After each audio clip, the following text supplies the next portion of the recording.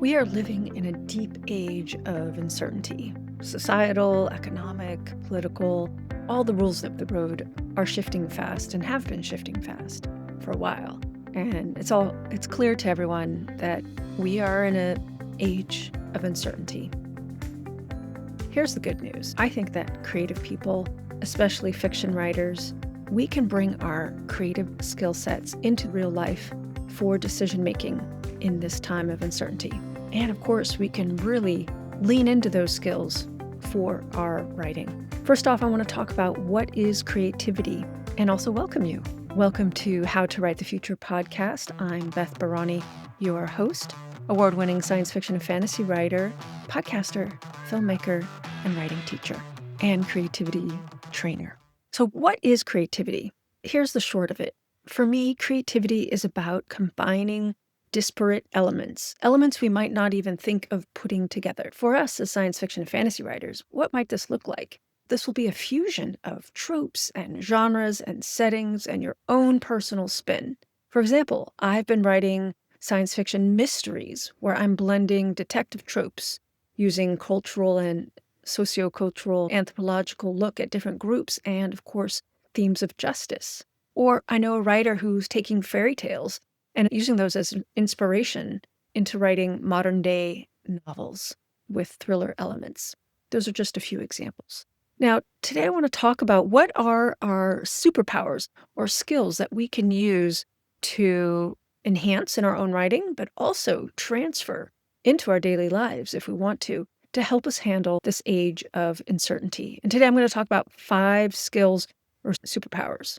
5, because we like 5. Five's a good number. Number 1, core creative skill number 1 is our ability to flow or to channel. No matter the stage you're in, whether you're drafting, editing, or planning your story, there is an element of listening to something, we don't even know what, and then capturing that on the page. That listening, that being in the flow, being connected to the ideas and putting them on the page, that is an amazing skill. So how can you use that in your daily life to make decisions?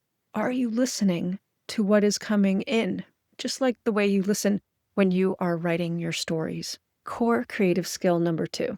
This is about knowing how to generate lots of possibilities and then choosing the one we're going to use. And this shows up at any stage of the creative process.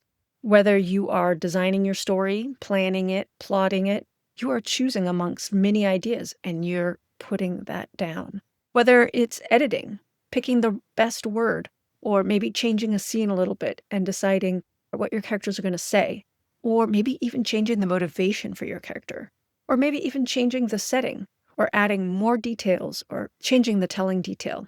We are making a choice at every moment when we're creating stories. This is an amazing muscle that we have built, maybe without even realizing it.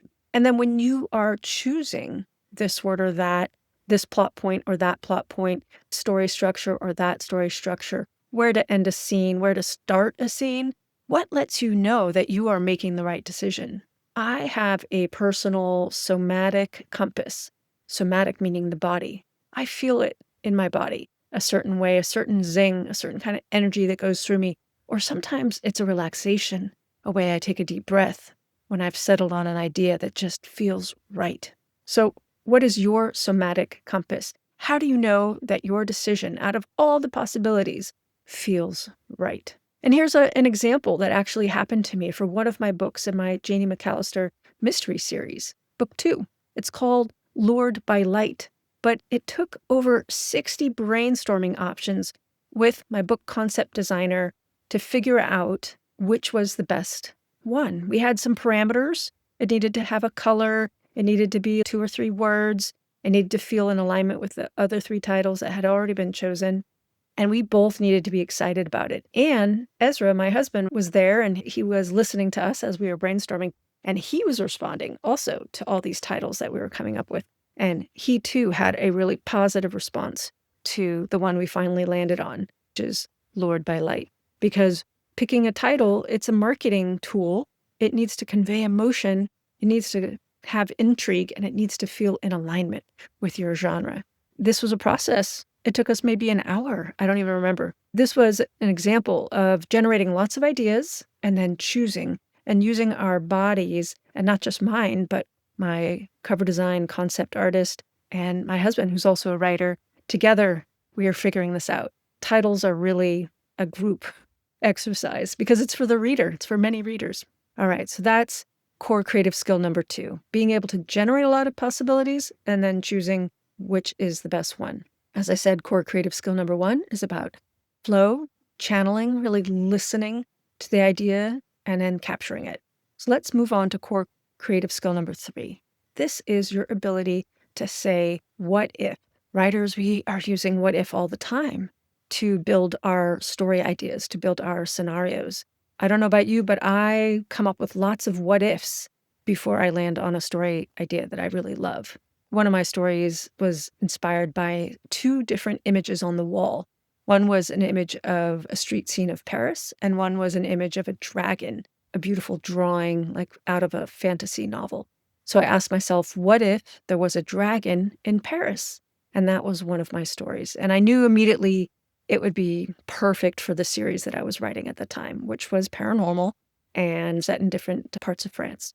Now, how does this apply to you in the real world, in the real world, IRL, in your walking around world when you're not writing?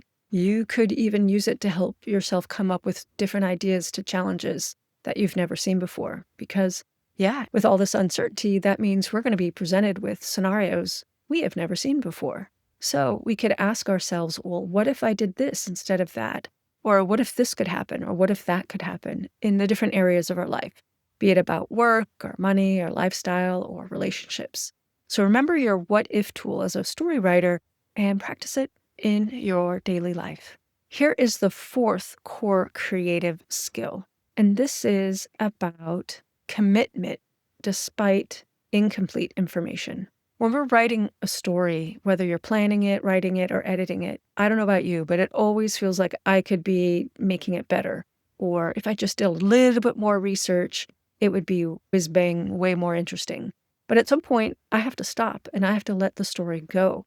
So I just trust in myself and I am committed to the process. And I know that even though I don't know everything, this story is doing its job. I know enough.